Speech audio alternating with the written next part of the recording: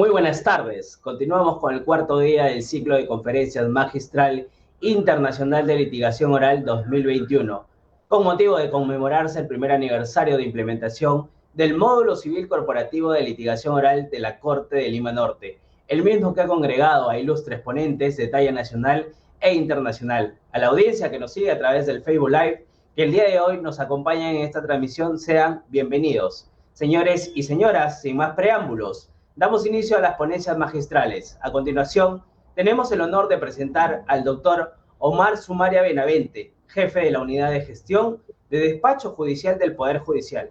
Además, es abogado por la Pontificia Universidad Católica del Perú, tiene una maestría en Derecho Procesal en la Universidad Nacional de Rosario, Argentina, profesor principal en Derecho Procesal en la Academia de la Magistratura del Perú. Ha sido vicepresidente del Instituto Iberoamericano de Derecho Procesal, miembro de la Asociación Internacional de Derecho Procesal, Instituto Panamericano de Derecho Procesal, Instituto Vasco de Derecho Procesal, Instituto Colombo Venezolano de Derecho Procesal e Instituto Itapuense de Paraguay de Derecho Procesal. Con ustedes, el distinguido doctor Omar Sumaria Benavente disertará el tema anuncio y presentación de la prueba en el proceso civil oral. Adelante, estimado doctor. Buenas tardes. Un saludo a toda la comunidad jurídica de la Corte Superior de Justicia de Lima Norte, en especial a su presidenta, la señorita doctora Carmen María López Vázquez, y agradezco la invitación de la señorita, pues, la doctora Carmen Ana Lucía Campos, que fue coordinadora del módulo de litigación, del módulo corporativo de litigación oral civil, y estar presente en este primer aniversario de este módulo, compartiendo este tema que a mí me parece muy interesante, que es el tema de la prueba en el proceso civil oral. Sin mayor preámbulo, me permito compartir una presentación para este evento.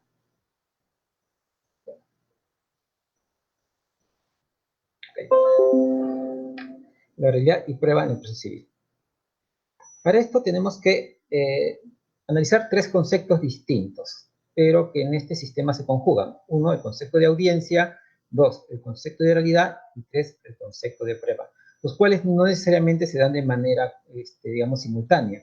Pero en este caso lo que se trata justamente es de que estos tres elementos se complementen, se conjuguen y se ensamblen, y de esta manera se tenga un producto que es el que se quiere a través de este modelo de proceso, este modelo procesal. Bueno, para entender esto, primero tenemos que partir de qué es lo que se quiere o qué está detrás de este modelo que se propone de proceso por audiencias civil basado en la oralidad. Y tenemos un fundamento técnico muy importante, y es que se basa en el principio del máximo rendimiento procesal. ¿Qué significa este principio, el cual fue postulado hace algún tiempo por Jorge Peirano, que también digamos, tomado sobre la base del derecho anglosajón? En este principio de máximo rendimiento procesal, se supone que en cada acto procesal lo que se tiene que conseguir es la mayor utilidad para las partes y los menores costos para el sistema. Es decir, se trata de conjugar dos valores. Uno, el valor utilidad, maximizando el interés de las partes en el proceso, y dos, reducir los costos, es decir, la eficiencia, de tal manera que subvencionando ciertos costos a cargo del Estado, pues, con relación a las partes. Cuando se toma una política jurisdiccional, generalmente se enfoca en alguno de estos dos valores. Cuando el proceso se enfoca en maximizar utilidades hacia las partes, entonces la asignación del esfuerzo procesal se da hacia las partes. Ellos son los que tienen la carga de la prueba, el inicio y fin del proceso, la posibilidad de la autocomposición, etc. ¿Por qué? Porque lo que promueve el proceso es su interés. Entonces dan los tipos de modelos llamados adversariales, garantistas, competitivos, etc. Mientras que cuando el valor que se toma en cuenta es reducir los costos buscando la eficiencia, ¿no? Entonces traslada la asignación de esfuerzo procesal al Estado juez, de tal manera que tendrá la posibilidad de inicio y fin del proceso, tiene la posibilidad de la prueba de oficio, etc. Produciendo los denominados procesos inquisitivos u oficiales. Bueno, el tema es que a través de este modelo que se propone, lo que se quiere es tratar de justamente conjugar ambos valores. Un proceso que sea eficiente, es decir, que reduzca los costos en el proceso buscando la eficiencia, pero que a su vez sea útil para las partes, que sea el interés de las partes el que se promueva dentro del proceso. Y es a través de este principio de máximo rendimiento procesal, el cual se da de manera más plena en un modelo por audiencias, basado en oralidad, que estos dos valores se pueden conjugar. ¿Por qué? Porque a través del principio de la utilidad en el proceso, las partes intervienen de manera activa, porque es su interés el que promueve el proceso. Pero a través del principio de eficiencia, es que a través de este modelo, sobre la base de esta participación activa de las partes dirigidas por el juez, lo que se busca es que se reduzca el tiempo en el proceso, de tal manera que se pueda llegar a una posibilidad de un juicio adelantado, que no es el objetivo, pero es una posibilidad que se da. Entonces, el fundamento de la oralidad en el proceso civil se basa en este principio de máximo rendimiento procesal, que trata de conjugar dos valores que parecen que son contradictorios, que son antónimos, pero que justamente a este principio se trata de conjugar la utilidad para las partes en el proceso y los menores costos en el sistema buscando la eficiencia. Ahora bien, ¿no? El concepto de oralidad y proceso. El modelo procesal, la oralidad debemos dejar de entenderla como un principio. Este debate, si la oralidad es un principio, no es un principio, es un debate muy antiguo, ¿no? Originado tal vez en tiempos de Capelletti, en el cual se oponía a la oralidad frente a escritura, frente a una revolución ideológica que se da de la Edad Media hacia la Edad Moderna. Bueno, pero esa es otra época, otro tiempo. Actualmente ya se deja de debatir si la oralidad y la escritura son principios procesales. En todo caso, algunos autores son denominados principios técnicos, pero yo creo que ni siquiera son principios técnicos. ¿Qué son? Son herramientas de comunicación. La oralidad y la escritura son herramientas de comunicación. Herramientas de comunicación que cumplen una distinta función. La oralidad, como herramienta de comunicación, cumple su función en un tiempo presente. Por lo tanto, es una forma de comunicación espontánea, bilateral, interactiva, inmediata. Mientras que la escritura es una forma de comunicación del pasado hacia el futuro. Por lo tanto, una comunicación feedback o memorante que busque el archivo y por lo tanto se queda plasmada en un documento. Entonces, lo que se quiere no es oponer ambas formas de comunicación, sino utilizar esas formas de comunicación en su real dimensión en las etapas del proceso que corresponden. Por ello, es que en la audiencia, que vamos a ver que son momentos en los cuales la presencia de las partes va a ser importante, la oralidad va a ser más eficaz. Mientras que en los actos de ingreso y salida del proceso, denominados input y output, como son la demanda, sentencia por excelencia, los actos son predominantemente escritos. Porque ahí lo que se busca justamente es la fijación, ¿no? El backup, el feedback, para que después se pueda justamente revisar ese proceso. En cambio, en la audiencia es una construcción simultánea que se da a través de la participación de las partes. O sea, dos formas de comunicación que no se oponen, sino que corresponden a distintos momentos y a distintas intensidades, distintas formas, de distintas maneras. Lo que trata es que en este proceso utilicen ambas formas de comunicación de la manera más eficaz posible. Por lo tanto, ¿no? La oralidad como herramienta de recepción, de curación y selección de calidad de la información que es proporcionada por las partes del proceso a través de la audiencia va a presentar dos momentos claves, que son, uno, la etapa de preparación del juicio, determinación del objeto del proceso en la audiencia preliminar, y dos, en la etapa de juzgamiento y tratamiento de la prueba recibida, seleccionada, las cuales se pretende regular para potenciar su rendimiento. O sea, dos momentos importantes de realidad. Uno, en un momento previo, en el cual se forma, digamos, la base del proceso sobre la determinación del objeto del proceso de prueba, y otro, en un momento posterior, que va a ser la audiencia de pruebas, donde justamente se va a realizar la prueba para tratar de, a través del concurso de los relatos presentados por los abogados, a través de las partes, tratar de vencer ese estándar de prueba más allá de todo razonable o presunción de inocencia, como quieran llamar. O sea, dos momentos en los cuales la oralidad, ¿no?, va a ser eficaz en el proceso. Ahora, la oralidad es una herramienta para tomar decisiones. ¿Por qué? Porque se consideran mejores prácticas aquellas capaces de proveer un contexto adecuado para producir más y mejor información que a su vez permita adoptar mejores decisiones. Es decir, la calidad de la decisión que se pueda adoptar en el proceso depende de la calidad de información que proporcionen las partes en la audiencia.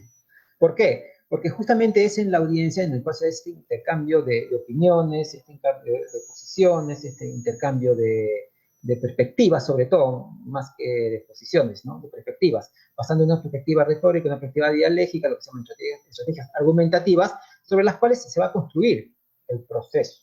Y entonces, si la información que se proporciona por las partes es de calidad, entonces el juez tendrá la posibilidad de dar una decisión de calidad. Por el contrario, si en esta oralidad no se proporciona información de calidad, sencillamente la audiencia no habrá servido de nada. Entonces, la oralidad sirve también como una herramienta para tomar decisiones dependiendo de la calidad de información que se pueda transmitir en esta audiencia.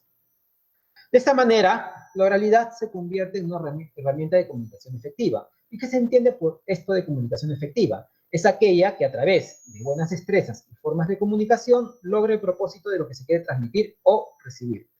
Dentro de la comunicación efectiva, el transmisor y el receptor codifican de manera exitosa el mensaje que se intercambia, o sea que ambos entienden el mensaje transmitido.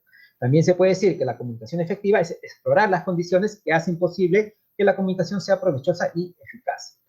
¿Qué entendemos por comunicación efectiva? Tenemos que entender que en todo proceso de comunicación tiene que haber un emisor y un receptor. No puede haber una forma de comunicación con solo un emisor, o solo un receptor, que sería un monólogo, sino que tiene que ser bilateral.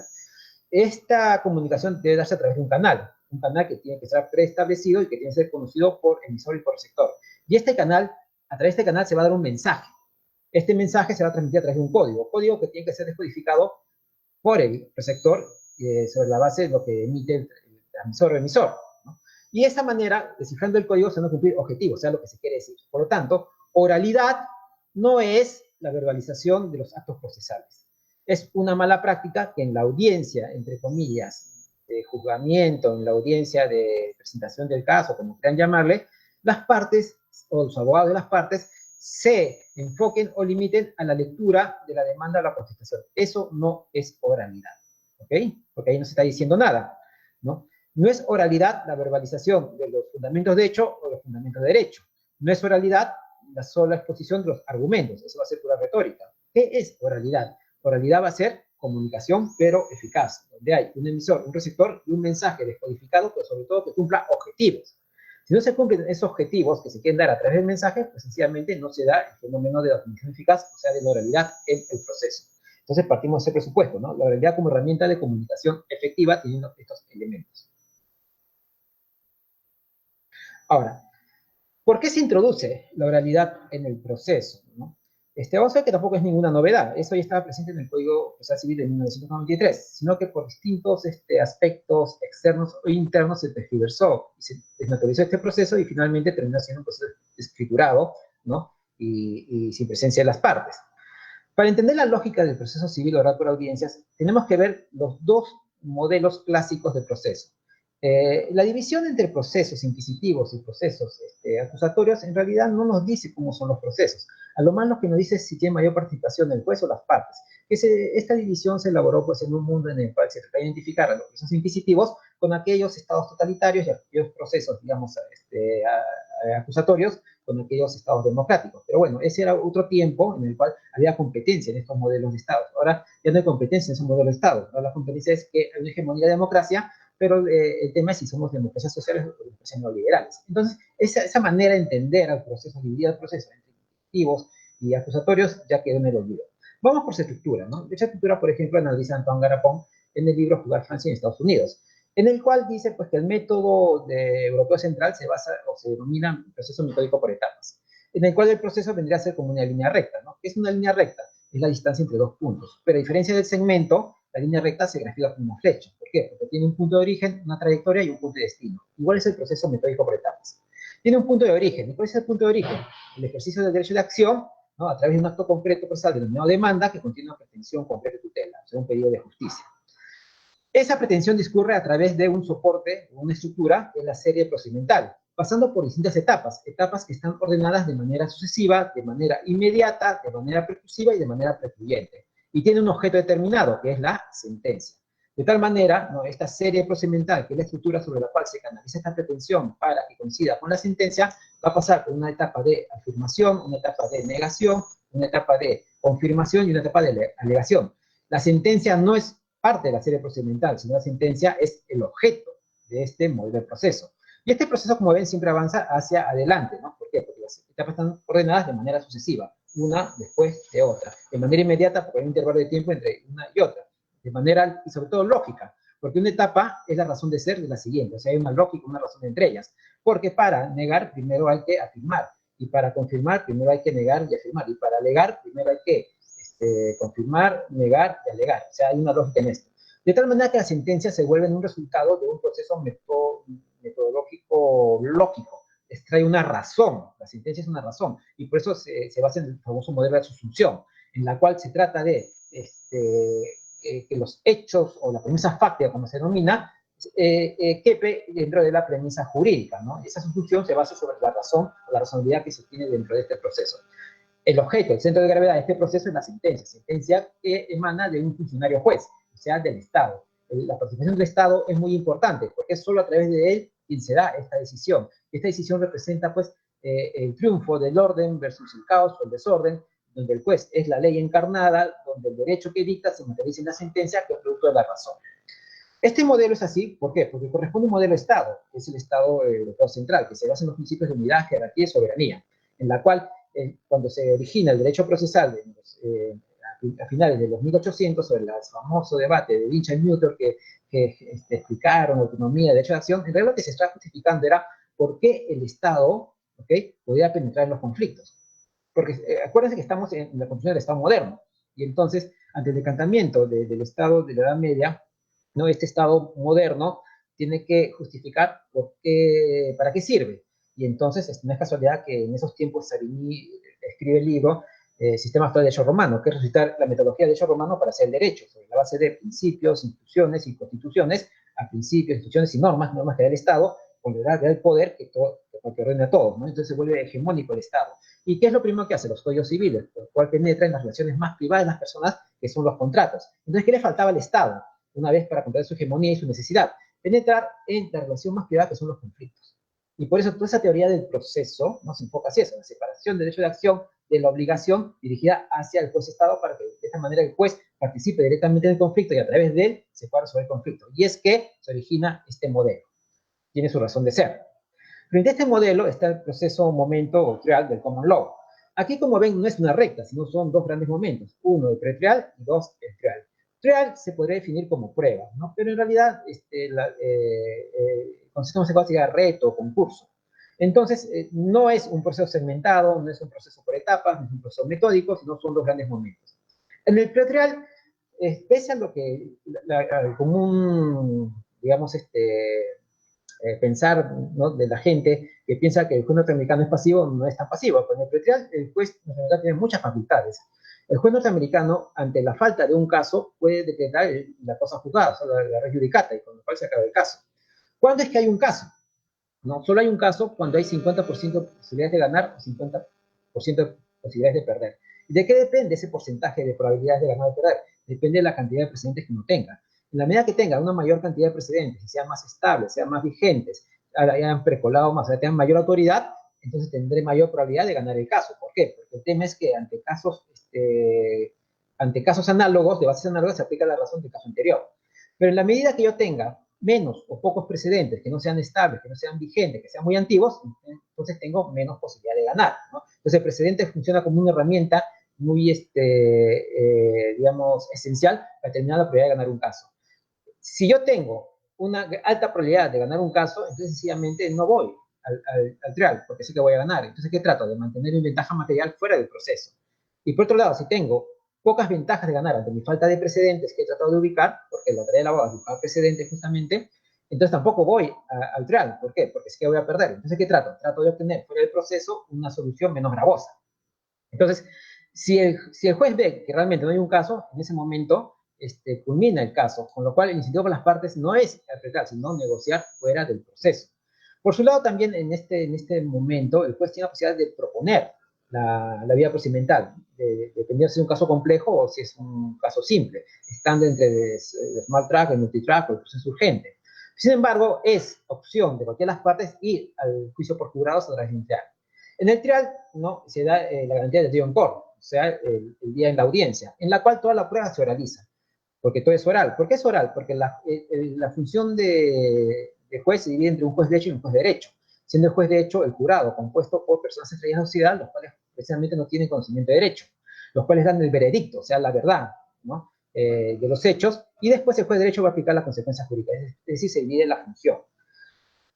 Sin embargo, en el proceso civil son muy pocos los casos que llegan al trial. La mayoría de casos se disuelven en el pretrial, en una etapa anterior que se llama el discovery. ¿Por qué? Porque para ir al pretrial, las partes fuera del proceso tienen un momento en el cual se da descubrimiento discovery, en el cual se da intercambio de información. Es decir, las partes llegan al pretrial con total conocimiento de la información sobre los hechos que van a presentar las partes. No es como el proceso metódico que recién se inicia el intercambio de información con el proceso de redacción y se va incrementando conforme va avanzando para el proceso. No, acá la información se tiene antes de, ¿no? Acá la información es asimétrica, mientras que acá la información comienza de manera simétrica, para que de esta manera las partes puedan optar en seguir el pretrial y llegar al trial. Entre el pretrial y el trial hay un punto muerto intermedio, que es la conformación del jurado, si es que optan por ir al trial, en el que igual funciona como un juego, digamos, de casino de cartas, ¿no?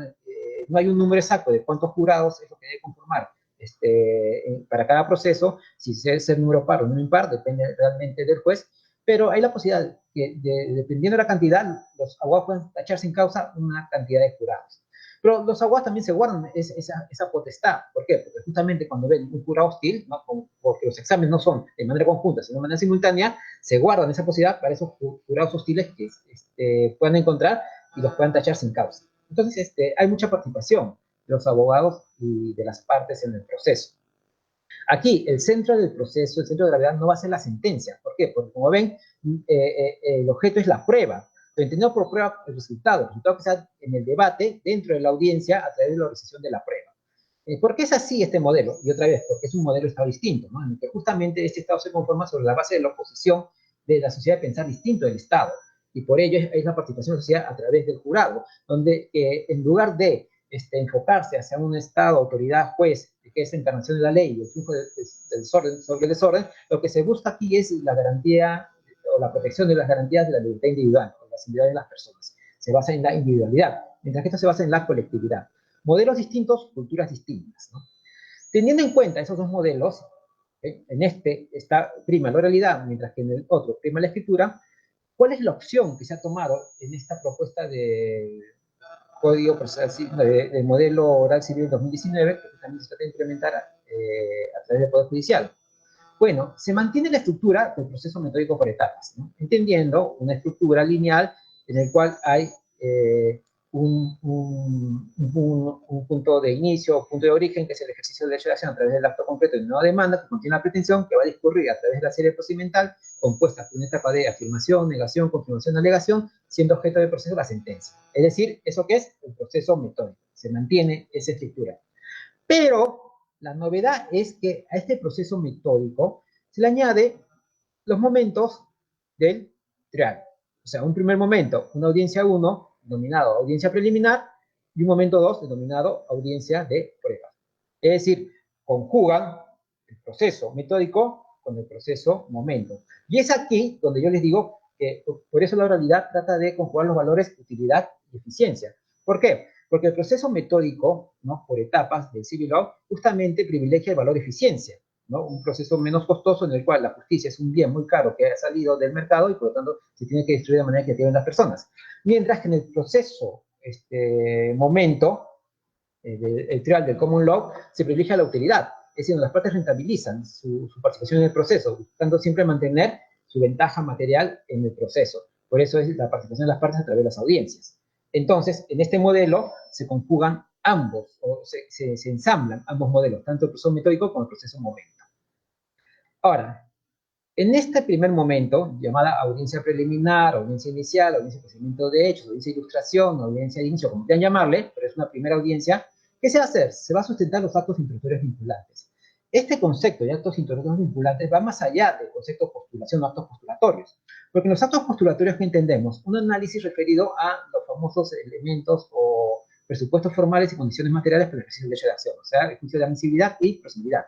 No, este concepto es más amplio. ¿Por qué? Porque en esta audiencia preliminar no solo se va a referir a ese examen, ¿no? Ese binomio admisibilidad-posibilidad, producto del análisis de los presupuestos formales y condiciones materiales para el ejercicio del derecho de acción, sino que se va a ampliar al juicio de atendibilidad, fundabilidad, utilidad y profundidad objetiva, justamente de la pretensión en esta audiencia, con lo cual se da una carga de argumentación más intensa hacia el abogado, la parte que va a participar en esta audiencia preliminar.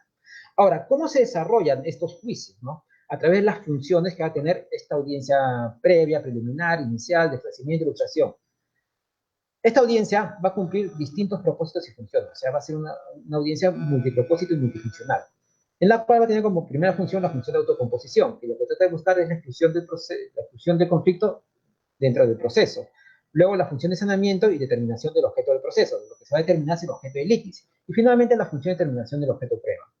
Cada función tiene un objetivo. Uno, ver la posibilidad de establecer la relación de conflicto y la posibilidad de una negociación, conciliación, mediación, lo que sea. Dos, determinar el objeto de litigio y establecer justamente qué es lo que está en el fondo de conflicto. Y tres, determinación del objeto de prueba, donde se determinan cuáles son los hechos en controversia, las cargas de prueba que se tienen que asumir, los costos de prueba también que se deben de asumir. Ahora, estas funciones, como se dan en un momento, por lo cual, y aquí también viene una gran diferencia, no se debe entender como un segmento. O sea, primero se hace la autocomposición, luego el saneamiento y luego terminamos el proceso y luego terminamos el... Está bien para el orden, pero no es que son funciones de clausura, sino que cada función es un feedback de la función siguiente.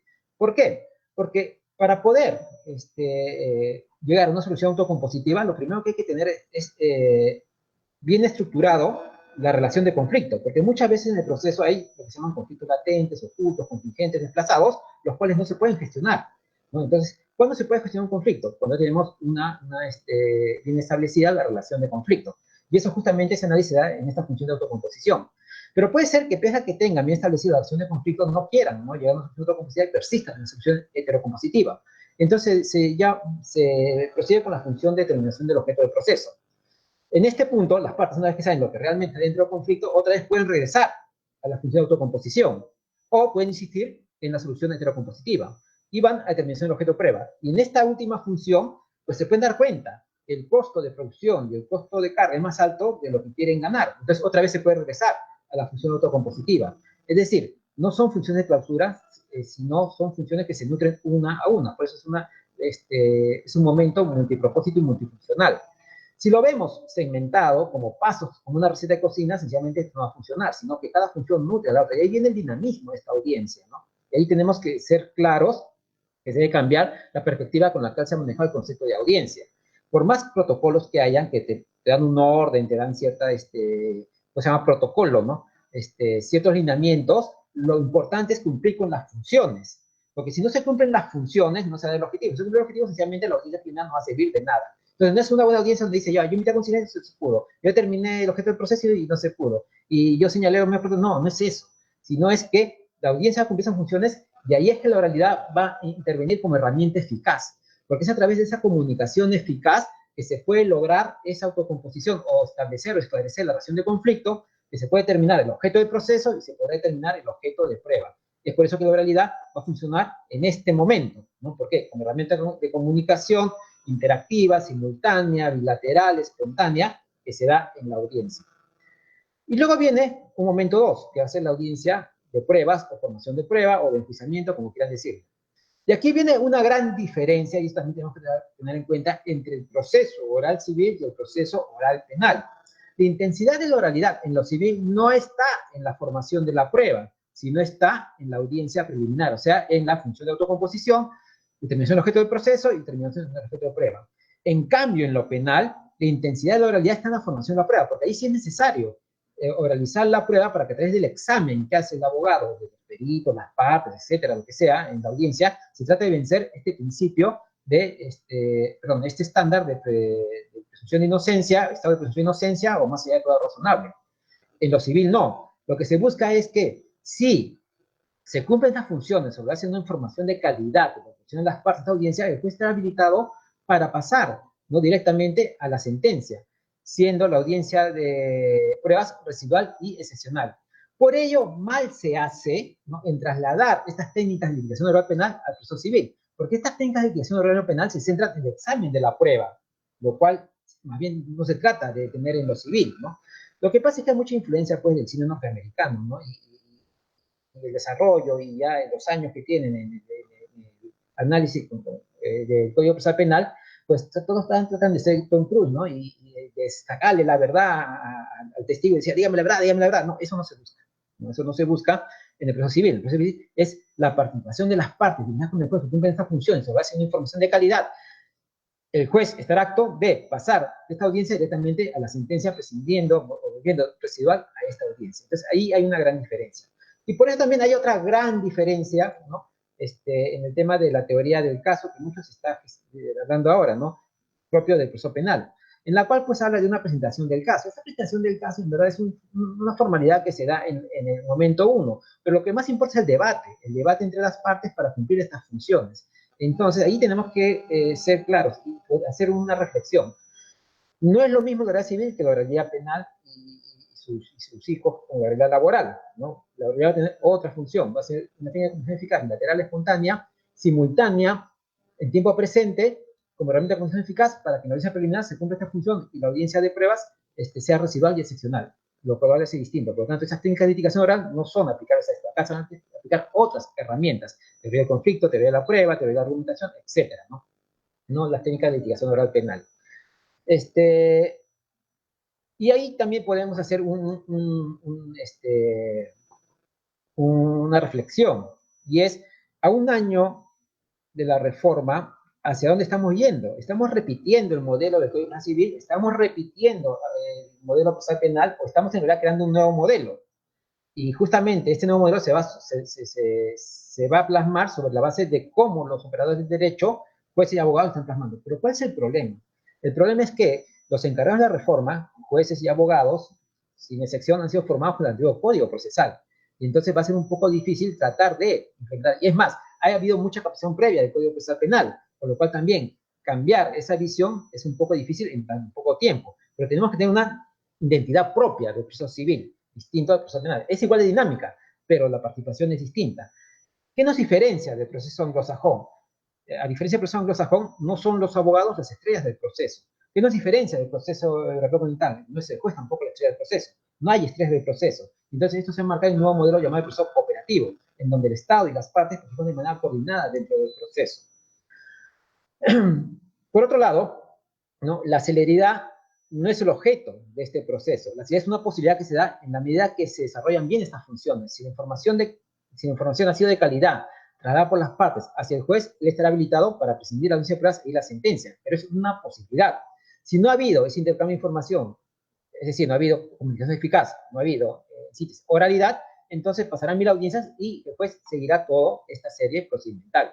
Entonces, la celeridad, quien va al proceso buscando celeridad, no, sino lo que busca es la legitimidad del proceso a través de esta función, ¿no? de esta multiplicidad en la audiencia preliminar y la participación sobre todo del proceso, con lo cual los abogados tienen gran responsabilidad de ser los primeros partícipes dentro del proceso. Más audiencias, más sentencias legítimas. Menos audiencias, menos sentencias legítimas. Más oralidad, más legitimidad. Menos oralidad, menos legitimidad. ¿Okay? Por eso la oralidad legitima el proceso. Y la celeridad va a ser una consecuencia. Ahora, este modelo no es ninguna novedad. Este modelo ya estaba en el Código Procesal Civil 93. ¿Pero qué pasó? Como digo, elementos externos, internos, hicieron que se desnaturalice y tergiverse el modelo. ¿Cuál es el primer elemento? La falta de capacitación y falta de recursos. Porque para que funcione este proceso, ¿ya? El juez tiene que dedicarse a lo que le corresponde, audiencias y sentencias. Por lo tanto, se debe quitar de todo tipo de actividad administrativa. Y por eso es la creación de estos módulos corporativos de litigación oral civil, que justamente tienen ese objetivo, descargar al juez de toda actividad administrativa para que se encargue de la actividad principal, que son las audiencias y las sentencias. Otra vez, más audiencias, ¿no? Más legitimación del proceso. Lo cual no se sucedió cuando se implementó el Código del 93, se siguió con el mismo despacho jerárquico, departamentalizado, en el cual el juez tenía 4 secretarios y el juez cumplía funciones tanto administrativas como jurisdiccionales, lo cual hizo que poco a poco pues, el juez se vea sobrecargado. No hubo el número suficiente de jueces para implementar este modelo, no hubo el modelo de despacho eficiente, entonces errores en implementación, no hubo capacitación. No hubo capacitación, ¿por qué? Y otra vez, ¿no? Porque quienes implementaron este modelo en 93 tenían formados con el modelo de Código de Procedimientos Civiles, con lo cual fue un poco difícil implementar esta reforma. A estos años, cuando ya se desarrolla mucho lo que es la argumentación jurídica y el constitucionalismo y el concepto de la concepción del proceso a través del concepto de los derechos fundamentales del debido proceso, la tutela jurisdiccional y el antiformalismo y el proacciones y la obligación del Estado de promover y proteger este derecho de tutela jurisdiccional y el principio de razonabilidad, entonces ya el juez sería capacitado justamente para un mayor dinamismo y flexibilidad a este momento, lo cual no tenía en el año 93, porque en ese tiempo todavía tenía un criterio muy formalista, muy positivista, pero positivista no en el sentido, digamos, positivo, que es el que manejo, que es el criterio inclusivo, sino el formalismo, normativismo, dogmaticismo, conceptualismo, lo cual hacían pues este esquema muy rígido y no lo hacían flexible y dinámico como era lo que se exigía, ¿no? 20 años después, 25 años después, ahora sí están capacitados para ello. Otro de los problemas fue que este modelo tiene como antecedente inmediato al Código Procesal Civil modelo para Iberoamérica, desarrollado por el Instituto Iberoamericano de Derecho Procesal, en el cual se establecía que el centro de gravedad de la reforma procesal era esta audiencia preliminar con esta tipo de funcionalidad, sí, audiencia preliminar. Pero cuando se traslada este modelo a nuestro Código Procesal Civil, ¿Qué hace el legislador? Yo creo que fue un gran error. Dividió esta audiencia en dos, en la audiencia de conciliación y la audiencia de saneamiento. ¿Por qué digo que es un error? Porque como ven, esta triple funcionalidad no se puede desmembrar. Son funciones que se nutren una a otra. Una es la razón de ser de la otra y a su vez regresa a sí misma, ¿no? O sea, es una suerte de feedback entre unas, no las puedo separar. Cuando se separaron estas funciones, entonces, ¿qué pasó? Que esta función de autocomposición se volvió una audiencia de conciliación en la cual en realidad no se daba esta función, sino se convirtió en un privilegio, o sea, un principio de oportunidad, en la cual había adelante opinión para que el demandado tenga una solución menos gravosa, pero no se daba en realidad una recomposición. Entonces, ¿qué hizo? Se eliminó esa audiencia. Y cuando se le puso a esta audiencia de saneamiento, se cometió otro gran error, porque se centra el objeto del proceso en el saneamiento. ¿Qué es el saneamiento? Es la declaración de existencia de una relación jurídica válida. ¿Y eso qué es? El análisis de los famosos presupuestos formales y condiciones materiales de derecho de acción. Y para eso no es necesario la oralidad. Es un análisis que el juez da en su despacho. Por lo tanto, ¿qué hacía el juez? Dar una resolución en el despacho. Y se evitaba o se impedía de cualquier participación activa de las partes. Y finalmente, determinación del objeto por el que se convirtió en determinar o transcribir todos los medios protocolos ofrecidos por las partes, con lo cual no había una presentación de la fórmula probática o hipótesis probática, ¿no? Por las partes, que se da una construcción dentro del proceso y asesorada por el juez. Y la determinación del objeto del proceso, que se repetían las pretensiones de las partes, lo cual no le da ningún valor agregado ni técnico ni jurídico a esa audiencia, con lo cual esta audiencia terminó siendo un acta prefabricada, en los cuales iban abogados y no hallarían nada. Entonces, ¿qué hizo el legislador? La anuló. Y se pensó que la oralidad en lo civil se iba a dar en la audiencia de pruebas. Desconocimiento del legislador justamente el tema procesal, porque hemos dicho, en lo civil, el indicio de oralidad no está en la audiencia de pruebas, sino está en nuestra audiencia preliminar. O sea, se eliminó lo esencial de este proceso civil, con lo cual pues el proceso civil se terminó de matar. Entonces lo que se trata con esta reforma es darle la naturaleza que tenía, pero su proceso original, ¿no? Digamos ya contrarrestando aquellas deficiencias que tuvo en su origen en la implementación de este modelo. Ahora bien, entonces, este proceso oral se marca dentro de lo que es el proceso oral cooperativo. Y otra vez digo, ¿no? ¿En qué se basa este proceso oral cooperativo? No está arriba el juez y están arriba los abogados, no hay estrellas, sino que Estado, partes y abogados trabajan en una posición coordinada. Y el proceso es dirigido hacia el individuo. ¿Por qué? Porque dentro de nuestro Estado, pues la Constitución dice que el fin supremo del Estado es la persona identitaria humana. Por lo tanto, el proceso también, como forma de política pública, debe estar orientado hacia el individuo. No es un proceso para norma, no es un proceso para jueces, no es un proceso para abogados. Entonces, tenemos que ver eso, que es a la persona, a la que tiene el conflicto en la realidad, el que va a exponer su realidad en este proceso, el que le debe servir, ¿no? En donde este derecho pues se aplica tanto jurisdiccionalmente, pero eso tiene una forma abstracta, es un reglamento lógico, o sea, las estructuras combinadas del proceso momento con el proceso metódico por etapas. Y el contradictorio es una nueva forma, ¿no? Siendo el escenario, el instrumento, ¿para qué? Para que a través del diálogo y la cooperación en el proceso se forme la prueba.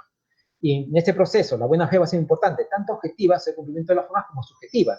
¿Y qué significa esto de la buena fe subjetiva? Que las partes van a la audiencia justamente a proporcionar información, porque si las partes van a la audiencia a no proporcionar información, a no participar, en realidad de nada va a servir la audiencia, se va a perder todo el sentido de la realidad. Y la verdad interesa tanto a las partes como al juez. Entonces, teniendo ya en claro la lógica de este proceso, vamos a ver cuáles son los momentos de la realidad en el proceso civil. Tenemos 4 momentos: en la presentación del caso, en la audiencia preliminar, en la audiencia de pruebas y en la sentencia de impugnación. Si ven en todos, es importante dónde se da mayor intensidad, en la audiencia preliminar, porque hemos dicho que en la presentación del caso, ¿ok? Es un paralelo de la famosa teoría del caso, que es un derivado del derecho procesal penal, ¿no? Que es el relato ordenado de los hechos, el derecho, los argumentos, etc. No. Pero ahí es solo exposición. La realidad, como forma de comunicación, se da en el debate, no es el debate, en la audiencia preliminar.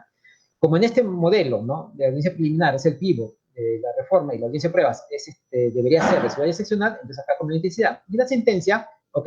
Que se da, si se da directamente, es producto de la audiencia preliminar de información. Entonces, el centro o la intensidad de la oralidad va a ser en la audiencia preliminar, a pesar que se da en estos 4 momentos del proceso. Ahora, oralidad y audiencia preliminar. Como les había dicho, la audiencia preliminar es el centro de la reforma procesal, siendo el acto más complejo. Y de esta manera la audiencia preliminar se convierte en el pivot del sistema, ¿no? Es la audiencia preliminar el centro de gravedad de este modelo, porque otra vez, allí se dan esta multifuncionalidad y este multipropósito que se debe cumplir a través del diálogo y la comunicación de las partes, o sea, el debate que se centra en este momento, que es la audiencia dirigida por el juez. ¿Cómo se da la oralidad, ¿no? O la oralidad, ¿cómo se presenta en las distintas funciones de la audiencia? Como hemos dicho, la audiencia preliminar va a tener 3 funciones importantes: la función de autocomposición, la función de determinación del objeto de prueba, perdón, la función de determinación del objeto del proceso y la función de determinación del objeto de prueba. En las tres funciones la realidad va a ser básica. Va a ser muy importante cuando las partes establezcan la relación de conflicto. Porque ¿qué es establecer una relación de conflicto? Es analizar tanto la dimensión estática como la dimensión dinámica de conflicto. ¿Qué es la dimensión estática? Establecer los elementos de conflicto, actores, comprensión, percepción, objeto del conflicto, terceros, recursos, etc. Y la dinámica del conflicto. Cómo estos elementos han producido una escalada, qué actitud tiene, si es al objeto, es al sujeto, si es de hostilidad o es de negociación exterior, lo que justamente va a permitir establecer si estamos ante una real relación de conflicto o una situación de conflicto que empieza conflicto, pero que no se puede gestionar, como son el conflicto desplazado, contingente, falaz, oculto, etc. ¿no? Y ahí la oralidad va a ser esencial. Si no oralidad, esto no va a cumplir. Luego va a venir la oralidad en la función de determinación del objeto del proceso, es decir, no es la reiteración de las posiciones de las partes. ¿Por qué? Porque cuando las partes presentan posiciones que sustentan sus pretensiones, la pretensión es un concepto dogmático jurídico procesal. ¿Qué es la pretensión? ¿No? La pretensión es esa famosa división entre el petitum y la causa petendi, y la causa petendi que a su vez se divide en los fundamentos y los fundamentos de derecho. Okay, ahí yo estoy ya dando un concepto jurídico. No, acá lo que tengo que ver es el conflicto real. Okay, una que se establece la de conflicto, ¿cuál es la litis? O sea, ¿qué es lo que está en el fondo del conflicto? No repetir las pretensiones, porque ahí lo que hacemos solo es sustentar posiciones. Cuando sustentamos posiciones, es un juego suma cero. Quiero todo, no quiero nada, ¿no? Y otra vez, estas funciones se nutren entre sí, ¿no? Se retroalimentan. Y luego hay una función de determinación del objeto de la prueba. Y otra vez, y aquí es donde me quiero centrar, ¿no? En esta función, pues, ¿qué es lo que se quiere? Lo que se quiere es que el proceso se debe entender como una construcción cooperativa en la cual cada participación de las partes le da un valor agregado. Es decir, el proceso, ¿no? Conforme se va construyendo de manera simultánea, cooperativa, va a tener un valor mayor en la medida que presentan las partes. Debemos dejar de entender el proceso como una abstracción que se crea de manera independiente y separada por cada parte, sino que se da de una manera cooperativa. Y que justamente la participación de las partes y del juez, ¿no? Hacen que esa producción tenga mayor valor, lo cual entra en este nuevo concepto de trabajos en cadena con valores agregados. Entonces, la determinación del objeto de la prueba, ¿no? ¿Qué es lo que se establece? Primero, los hechos. Se fijan los hechos. Y una vez fijados los hechos, ¿cuáles son los que dan en controversia? Y de esos cuáles necesitan prueba. Y de esos cuáles son las pruebas adecuadas para sustentar ese hecho, para la conclusión jurídica a la cual quiero llegar. ¿Cómo se llama eso? Protocolo de prueba. Entonces, ¿qué hacen las partes ahí? Presentar su protocolo de prueba. Y entonces estos protocolos de pruebas serán complementados, asesorados con el juez, y finalmente habrá un protocolo final.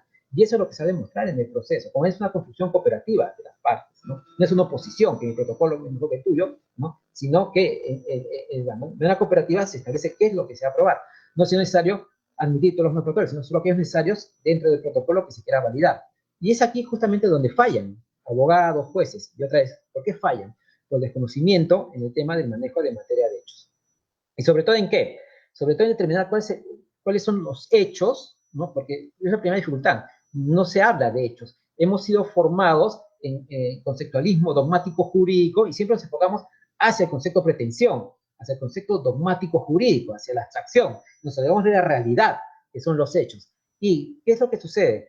Que si tú estableces mal los hechos, cualquier consecuencia jurídica que vas a aplicar va a ser incorrecta. Tenemos que cambiar, ¿no? La forma de razonar. Es por eso que en este modelo, pues, y ahí viene la mutación, ¿no? La combinación del proceso metódico, en el cual sí lo que prima es el razonamiento, no sé, la base de la subfunción de los hechos al concepto dogmático jurídico, que es la norma, ¿no? Hacia la visión, hacia los momentos en los cuales se terminan los hechos, ya sea en la audiencia preliminar o en la audiencia de pruebas. Entonces, es así porque esta función de determinación del objeto prueba se vuelve esencial. En la participación de abogado va a ser esencial, la participación del juez va a ser esencial porque es una construcción en simultáneo, una construcción cooperativa que se debe dentro de esta audiencia. ¿Qué se debe hacer, ¿no? para cumplir con esa función? Primero, el propósito de la apertura del caso será iniciar un proceso para enmarcar la decisión del tribunal a partir de una historia atractiva, basada en la prueba que se pusiera en la audiencia. Planteamos un esquema. Primero, planteamos el problema, las normas aplicables, el relato, definir el estilo y estructura, la identificación del sujeto, establecer la hipótesis probatoria, y acá nos vamos a tener funcionando un poquito, ¿no? Anticipar posibles defensas y descartar hipótesis alternativas, consecuencias y daños que se pretende obtener a través de lo presentado. La realidad y la determinación del objeto de prueba en la audiencia preliminar consiste, pues, en hacer el protocolo para hacer la prueba. ¿Qué consiste este protocolo? La formulación de los hechos jurídicamente relevantes, ¿no? Los hechos principales y la principal conclusión a demostrar. Esto, ¿cómo se va a denominar? El eurigrama procesal o protocolo de prueba. Formular los hechos secundarios del caso, formular la hipótesis probatoria del proponente y el oponente, establecer los hechos controvertidos como no controvertidos, formular la revisión de los datos e información disponible, seleccionar los medios probatorios adecuados y necesarios, elaborar el diagrama de análisis de prueba y refinar y definir el diagrama de manera reflexiva en conjunto con el juez y las partes. Entonces, ese es el trabajo, ¿no?, del protocolo para análisis de la prueba. Y justamente se va a determinar en esta audiencia preliminar en la etapa de la función de determinación del objeto de prueba. Y entonces, para la próxima prueba, ¿qué se determina? El orden de producción, verificar las credenciales de las pruebas presentadas, relevancia, credibilidad y curso probatoria. Y en estas credenciales de pruebas presentadas, yo me alejo de la clásico conceptos de derecho procesal penal, ¿no?, que eran de utilidad, relevancia y pertinencia, que para mí en verdad significan lo mismo. Estos conceptos de relevancia, credibilidad y curso probatoria que desarrolla Twining, me parecen más adecuados, porque tienen que ver ya con la calidad justamente del medio de verificación instrumental con el cual se acentúa, se sedimenta el hecho que hace en materia de prueba, o la afirmación de hecho en materia de prueba. Estar seguro del resultado que se debe obtener con la prueba. ¿Por qué? Porque si yo presento una prueba y no sé el resultado, voy a abrir el abanico de posibilidades. 1 más 1 en prueba no va a ser 2, sino 1 más 1 ya agrego distintas variables que se puede dar, con lo cual pues, en realidad puede llevar a error. Y establecer los estándares de prueba, criterios de suficiencia de prueba. El proyecto de Código Procesal Civil, elaborado por la Comisión Revisora de Estudio, nos propone que en la audiencia los abogados deben proponer el estándar de prueba. Eso es harto difícil. ¿Por qué? Porque ni siquiera la doctrina de manera unánime está de acuerdo si existe o no existe. Para autores como Jordi y Fenol, no existe el concepto estándar de prueba, es una repetición de conceptos máxima de experiencia que a su vez también es un concepto medio confuso. Para Jordi Ferrer, ¿no?, el concepto estándar de prueba sí es un concepto válido, nos propone un estándar de prueba, ¿no?, que se aleja un poco de más allá de todo lo razonable. En todo caso, distintos autores como Susan Hatt o Xavier Beluch dan otra definición del estándar de prueba, pero lo que se quiere es que se establezca un nivel en el cual yo digo, hasta acá yo me encargo de probar, porque con eso será suficiente, o sea, un grado de suficiencia, dosis de aval de prueba, con el cual podré llegar a la conclusión que la premisa que estoy presentando puede llegar de esta prueba o qué, para después darle un valor verdadero o un verdadero falso. Y eso yo tengo que establecerlo, ¿no?, esa metodología. El control de la prueba, garantizar la contradicción, detectar situaciones de fuentes de prueba prohibidas y listas ilegales, improcedentes, inadmisibles e insuficientes. Que con la realidad, en el tema de la prueba, pues nos evitamos del famoso y fastidioso tema de la prueba de oficio.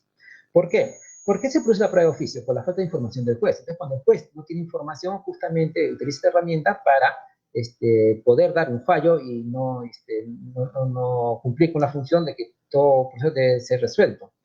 ¿Pero por qué se produce esta situación? Justamente porque las partes no dan información suficiente. Entonces, si la audiencia en debate está construyendo el protocolo de prueba, entonces el juez está facultado precisamente para, si detecta una fuente de prueba insuficiente, puede proponer otra fuente de prueba, o mejores fuentes de prueba con mayor calidad epistemológica e informativa. Esto en debate con otra parte. Con lo cual, una vez que se ha distribuido esta carga de prueba y se tiene información de manera simétrica y necesaria, no será nunca necesario ir a una situación de prueba de oficio. Con lo cual, este tema de la prueba de oficio ya queda en el pasado. Sobre la base de una buena audiencia, basada en oralidad, en la cual las partes participen en el desarrollo del protocolo de prueba, el tema de la prueba de oficio se vuelve pues, en una cuestión de la prehistoria, ¿no? Y también la oralidad pues, sirve para la evaluación de la prueba, ¿no?, porque se explica el resultado de la inferencia a través del tratamiento de los indicadores, la aplicación de la base fáctica, la explicación y evaluación de los hechos indicadores, el descarte de la falta de credenciales de prueba, justificar la selección de argumento y descartar el contraargumento, justificar la suficiencia probatoria o estándar de prueba y explicar el método de valoración. Es decir, esta es la verificación de la fórmula probática que se debió presentar justamente en la audiencia. Estoy yendo un poco rápido porque quiero llegar a 2 o 3 ejemplos prácticos en los cuales podamos, digamos, de una manera más real, visualizar todo lo que trato de decir. Entonces, ¿en qué consiste el protocolo de prueba? Para esto tenemos que ver, pues, que el proceso mental del juez, ¿no?, nos han enseñado que se basa en un juicio deductivo e inductivo, ¿no? Un juicio inductivo genera una hipótesis demostrativa y un juicio inductivo una hipótesis explicativa. Entonces generamos una inducción sobre la base de explicación de la premisa fáctica para después tratar de sumirlo en la premisa normativa, o sea, la premisa mayor, y de ahí vamos al clásico psicológico. Pero ¿qué sucede? Que este razonamiento generalmente no es válido. Cuando razonamos así, ¿no?, partimos de lo que se llama procesos justificacionistas, en los cuales ya tenemos la respuesta antes de, y lo único que tratamos es de justificarlo en este momento final. ¿Por qué? Porque finalmente para llegar a este juicio partimos de un juicio deductivo, una posibilidad, una probabilidad. Es posible, es probable que, ¿no? Y para partir de esta probabilidad, partimos de una analogía. ¿Okay? Entre la analogía y la aducción se crean hipótesis creativas. Y la analogía también está presente en los sesgos los heurísticos, ¿no? O sea, aquellos prejuicios, ideas preconcebidas, etcétera, que interrumpen o se presentan en el razonamiento del juez, que provocan una hipótesis analógica, muchas veces alejada de la realidad, porque tienen estos sesgos que producen una errada hipótesis aductiva o creativa y dan un mal juicio introductivo. Entonces, en analogía partimos del hecho interpretado hacia la clase epistemológica, que es una carga de la prueba sin inocencia, hacia el hecho valorado. Ya, este proceso de razonamiento del juez, ¿no?, tiene que tener una metodología por la cual justamente podamos decir cómo planteamos los hechos, cómo explicamos la consecuencia que queremos llegar de esta hipótesis creativa y cuál es el valor de esta hipótesis creativa, ¿no?, estas cargas o reglas epistemológicas, para poder llegar a este juicio inductivo-deductivo para establecer el hecho valorado. Es decir, está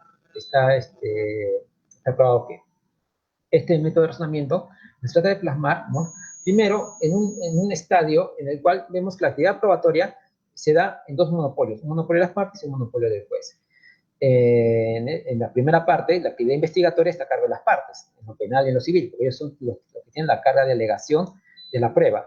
Como ven, luego este monopolio se va reduciendo y entra un punto medio, es una fijación de los hechos en la cual se produce la carga de producción, en la cual hay una comunidad de intereses, tanto del juez como de las partes. Y pasamos a la actividad probatoria, en la cual luego se va saliendo de este punto intermedio y se genera la carga de persuasión y finalmente la carga retórica, que es exclusiva del juez, donde se da la traducción de los hechos. ¿No? Acá está la búsqueda y acá la traducción de los hechos. Entonces, como ven, la actividad probatoria es un monopolio compartido en el cual se inicia por las partes y luego termina con el juez, pero hay un punto de comunión. Esta comunión, la oralidad, justamente va a ser una herramienta básica para cumplir con esta función, la carga de producción y la carga de persuasión.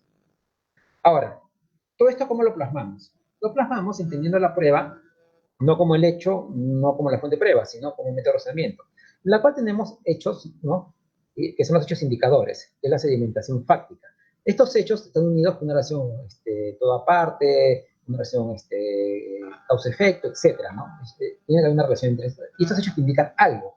Y estos hechos a su vez están fijados en un medio instrumental. Y este medio instrumental a su vez tiene que persistir las famosas tensiones de prueba: relevancia, credibilidad y fortaleza, o fuerza probatoria. Y a su vez se tiene que llevar una consecuencia jurídica, unido por una regla lógica que es la máxima experiencia, que es una estructura lógica asociativa que implica una causalidad, una función necesaria, una continuidad, proximidad temporal y semejanza de unidad. O sea, este es el estructura de razonamiento presuntivo, que es la prueba. La prueba es un razonamiento presuntivo.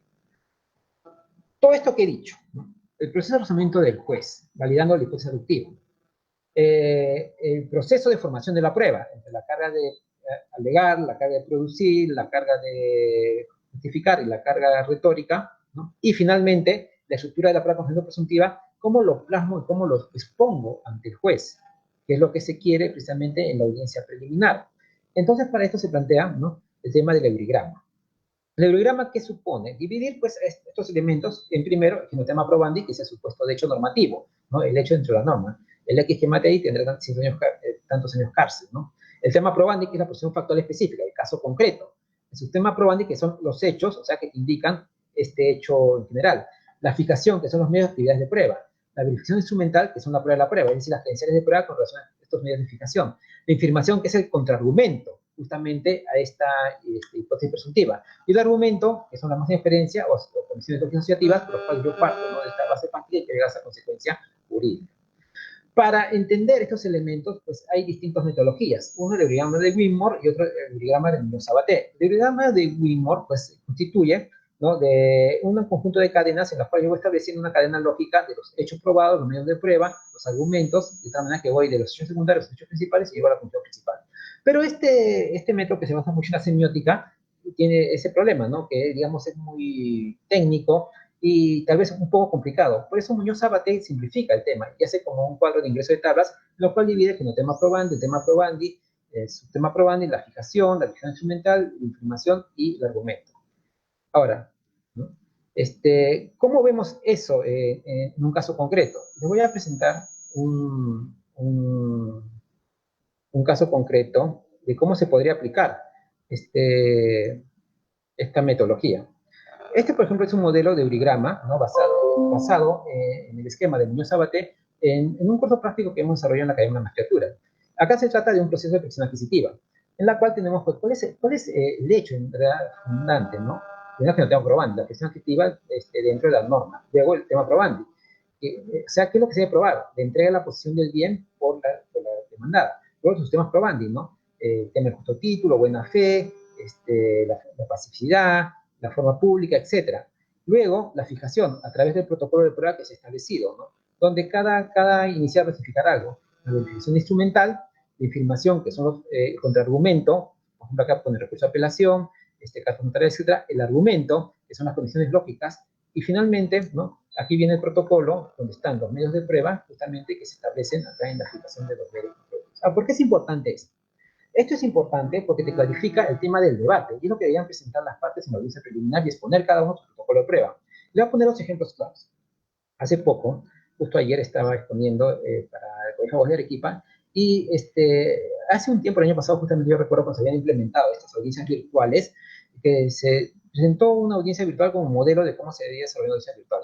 En cuanto a forma, me pareció excelente el desarrollo, pero en cuanto al fondo me parecía un montón de problemas. ¿Y en qué consistía?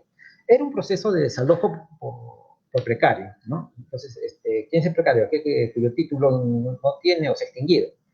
El propietario con título inscrito versus la persona que está ocupando el bien sin título, ¿okay? O tiene una herramienta que creo que ya había fallecido. El tema es que se da la audiencia, digamos, preliminar. ¿Y qué dice el juez? Invita a conciliar. ¿Y en qué consiste su invitación a conciliar? Dice al demandado, si estaría en la posibilidad de dejar el bien en tantos días, tantas fechas, ¿no? Pregunta, ¿esa es una conciliación? La respuesta es no. Ese es un puro y duro plea, o sea, un principio de oportunidad, donde hay un adelanto de opinión y lo que se trata es procurar una situación menos gravosa para el demandado, o sea, un adelanto de opinión. ¿Por qué? Porque no había el debate de las partes basado en la realidad de la relación de conflicto. Primera falla. Segunda falla, en los argumentos, ¿no? La famosa teoría del caso, ¿no? Donde el abogado, en este caso del demandante, le toca presentar, dice, bueno, lo que pasa es que yo pago el bien desde, o sea, mi defendido, mi cliente, desde hace 15 años, de manera pública, o continua, por lo que ha operado la presión adquisitiva, y el juez pregunta, ¿hay una sentencia o un proceso de presión adquisitiva? Evidentemente el abogado dice que no. Entonces ahí viene otro problema. ¿Qué significa eso? Un sesgo, un neurisma. Hasta ahí que estamos viendo que el juez ya tiene una decisión. Todo lo que venga después es para justificar esa decisión inicial. No ha habido debate, no ha habido, ¿no? este intercambio de información entre las partes para que el juez recién. Ahí lo que estamos viendo es el famoso razonamiento justificativo o sintético, en el cual yo ya me formo una opinión de momento uno, por lo que vemos, los sesgos, por lo que vemos, ese PBRN, lo único que va a pasar al final es resolver que fue una demanda. Y efectivamente así fue, ¿no? Hubo miles de pruebas, testigos, peritajes, inspección ocular. ¿Qué trataba de ver la inspección ocular? Para ver si el ocupante, sí, eso se sabía, ¿no? Para el peritaje, para ver si había construido, sí, eso se sabía. Digo, para ver si el señor está así, se sabía. O sea, ¿qué necesidad de hacer eso en realidad? ¿Por qué pasó? ¿Qué pasa ahí? Que no se determina cuál es el hecho principal, cuál es el hecho principal en ese proceso, más allá de unas pretensiones, porque si otra vez configuramos el proceso como un planteamiento de pretensiones, pues vamos a discusión jurídica. El hecho principal es si hubo o no hubo tradición del bien, porque ¿cómo se inicia la posesión? Con la tradición. De tal manera que si hubo tradición, ¿ok? Entonces ya el desalojo no va. Y ya corresponderá a otra parte, en otro proceso, ver si fue pública, pacífica, continua. Entonces, ese hecho fundante, que a veces es uno solo, son los que abogados y jueces no pueden plasmar. ¿Y por qué no pueden plasmar? Y otra vez, porque se orientan, visualizan más que todo al concepto dogmático jurídico, ¿no? Al concepto de poseedor, al concepto de precario, al concepto de desalojo, que son conceptos jurídicos que se hablan del hecho, de los hechos. Y eso, sobre la parte de los hechos, que justamente ya se puede desarrollar el protocolo. Otro ejemplo, el arbitraje es lo mismo. Estoy cansado de leer laudos que parecen tesis. ¿Pero qué son? Copias y citas y citas y citas y citas, y copian fragmento de la demanda, y copian fragmento de la contestación, y copian fragmento de documentos, y en verdad el sustento a veces solo son 3 páginas. Y les pongo un caso en concreto, ¿no? Un famoso arbitraje de contrataciones con el Estado, en el cual la clásica, ¿no? La administración había aprobado la liquidación presentada por el contratista, por lo cual aplicaba penalidades. ¿Cuál es el argumento de defensa del contratista? Que justamente reclamaba el pago de la liquidación, que frente a la liquidación no había sido notificado de la observación de la liquidación, por lo tanto no operaban las penalidades. Y entonces en el lado, pues, toda un debate jurídico sobre lo que es las liquidaciones, sobre la función de la administración, bla, bla, bla, páginas y páginas y páginas. Y mi pregunta era, ¿dónde está el hecho principal? ¿Cuál es el hecho principal? Si fue bien o no fue bien notificado. Porque si fue bien notificado, entonces no había posibilidad de no aceptar esa observación a la liquidación, porque no aplican las penalidades. Y si fue mal notificado, entonces la administración era responsable y por lo tanto tenía que pagar la liquidación. Ese hecho fundante tan sencillo, tan simple, no lo ven. No lo ven porque otra vez hemos sido formados en conceptos dogmáticos, en conceptos jurídicos, y es más, yo recuerdo que conversé con esos árbitros que dicen, yo no veo los hechos, no los ven porque hay esa carencia de poder ver los hechos.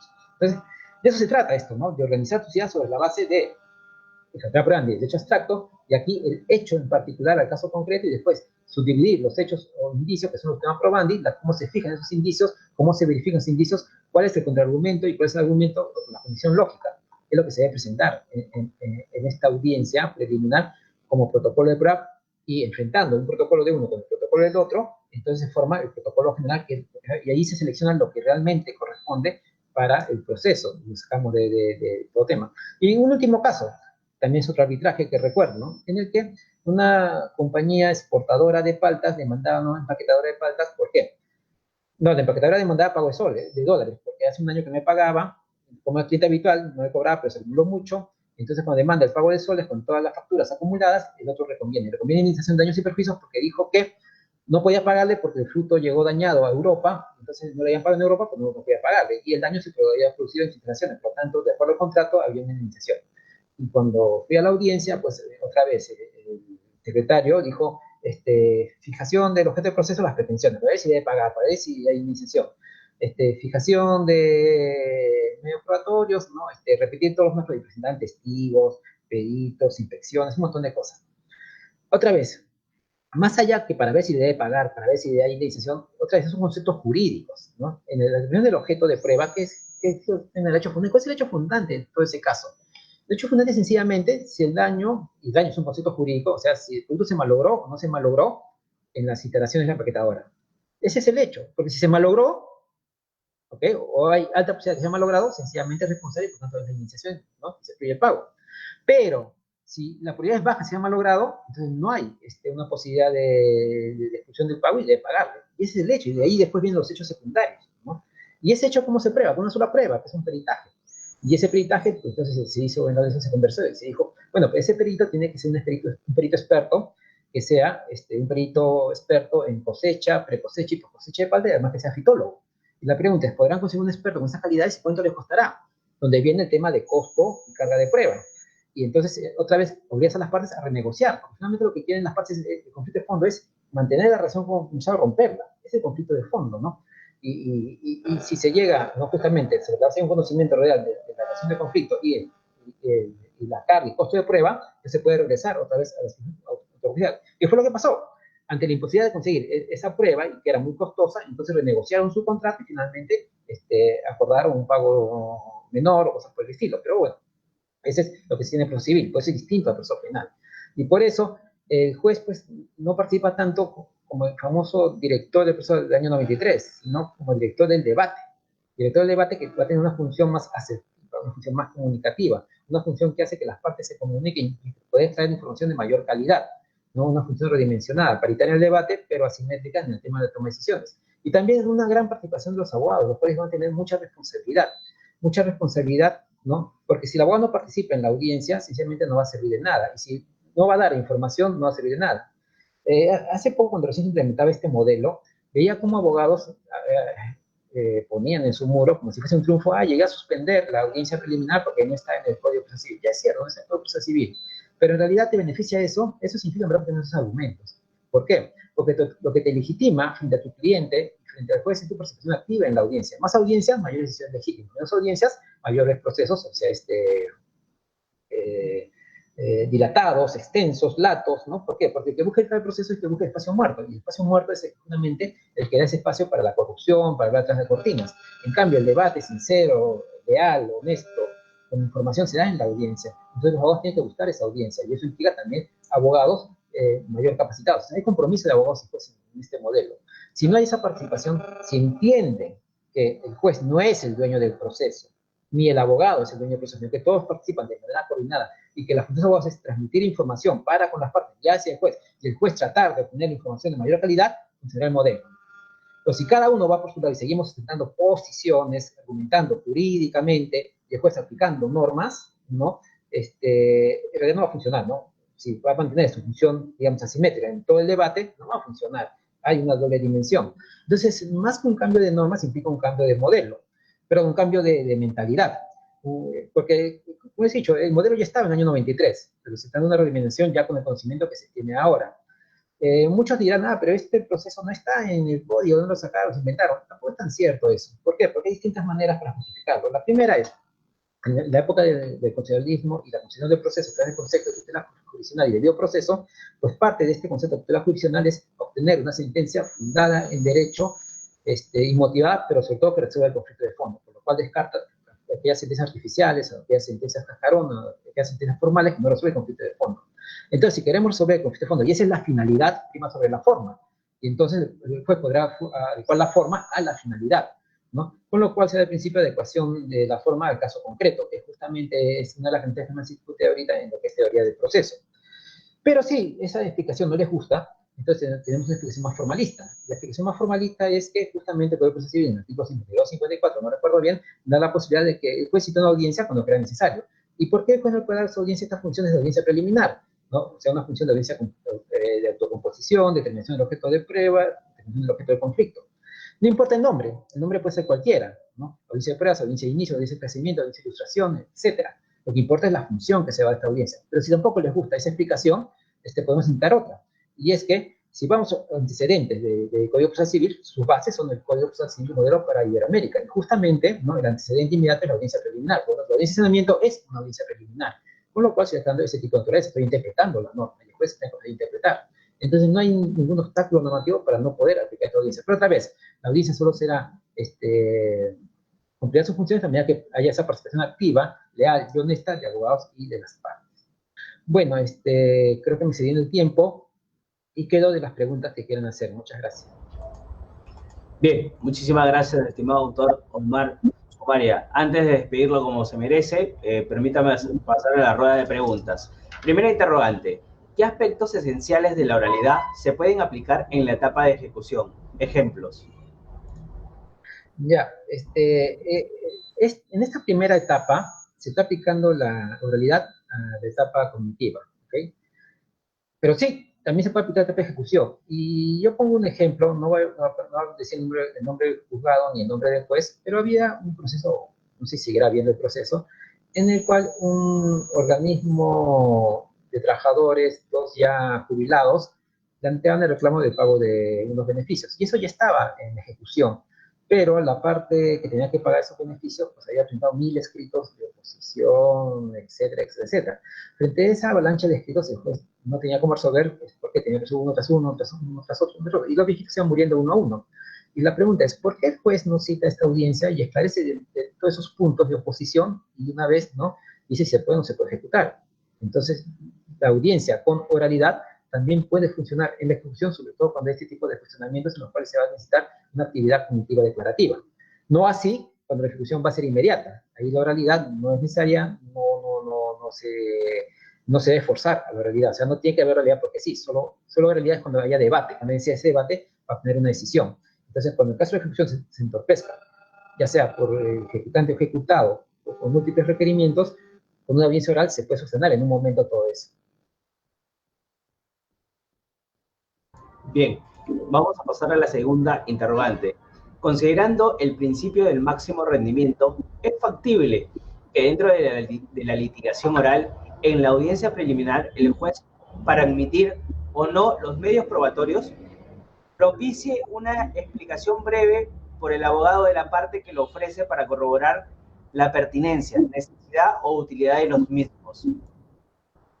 Ya, agradezco la pregunta y justamente eso es lo que se quiere, ¿no? Lo que se quiere es que, otra vez, en la audiencia preliminar es un momento, un espacio en el cual se nutre con la contradicción basada en oralidad. ¿La contradicción qué es? La contradicción justamente es la herramienta por la cual se llega a la formación de la prueba. Entonces, ¿qué es lo que se quiere? que las partes presenten sus protocolos de prueba. O sea, en este caso hemos pensado un mecanismo, no es el único, poner otros, ¿okay? Un modelo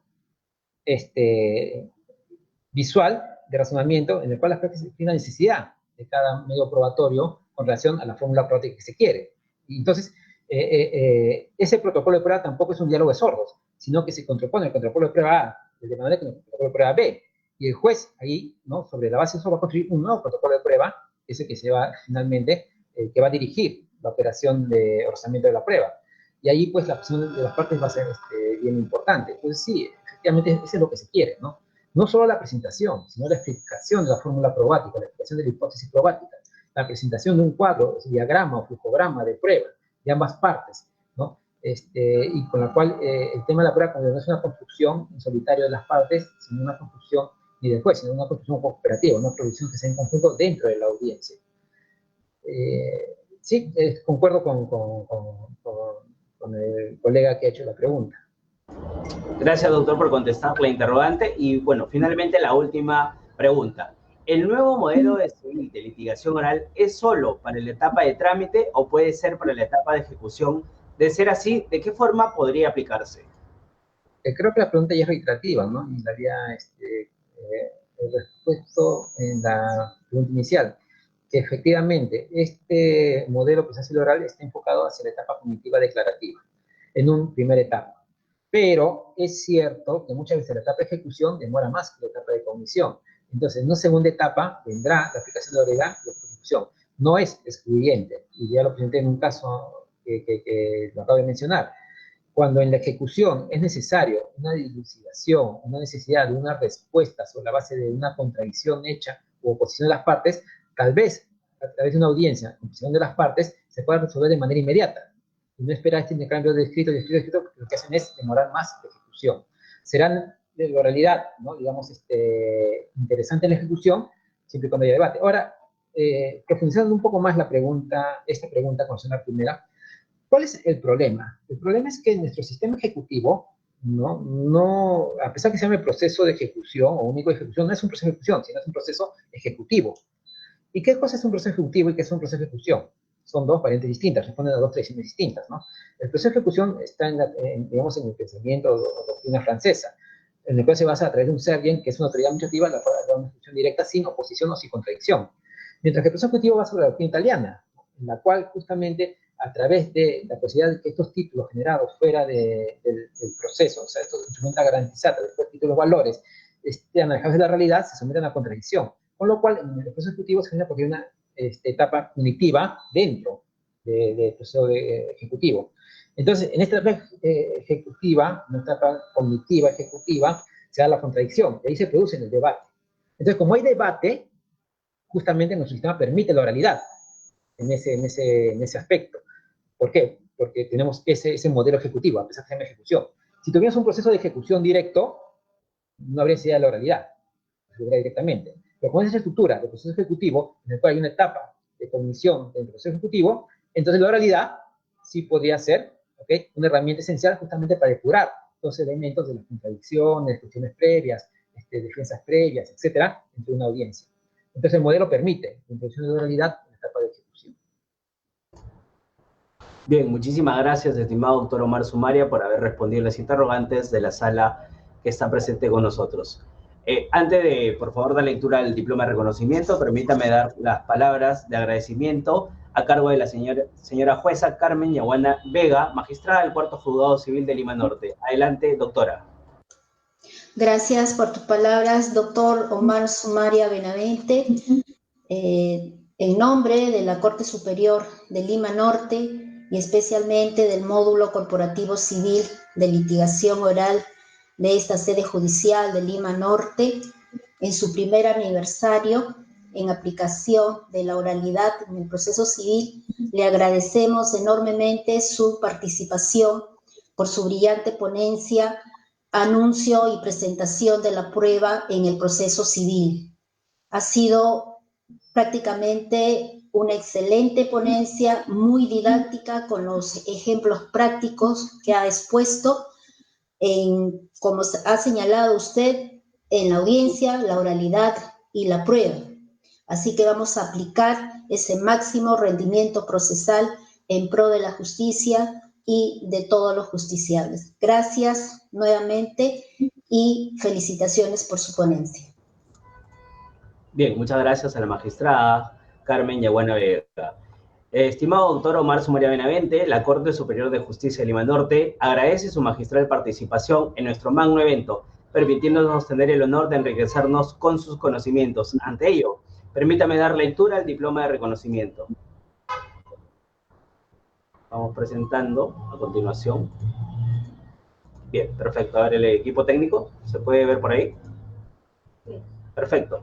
Diploma de reconocimiento otorgado al doctor Omar Sumaria Benavente, jefe de la Unidad de Gestión de Despacho Judicial del Poder Judicial, por haber participado en calidad de ponente en el ciclo de conferencias magistral internacional de litigación oral civil 2021. El tema, anuncio y presentación de la prueba en el proceso civil oral, realizado el día 27 de enero a través del aplicativo Google Meet, organizado por la Presidencia de la Corte Superior de Justicia de Lima Norte. Lima, Perú, 27 de enero del 2021. Carmen María López Vázquez, presidenta de la Corte Superior de Justicia de Lima Norte.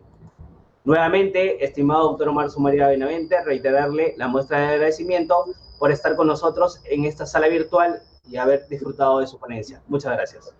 Bueno, muchas gracias por el diploma, muchas gracias por las palabras de la doctora. Están celebrando un año de implementación del módulo corporativo de litigación oral civil. Justamente es el momento para reflexionar si el camino que está siguiendo es el correcto y hacer los ajustes necesarios.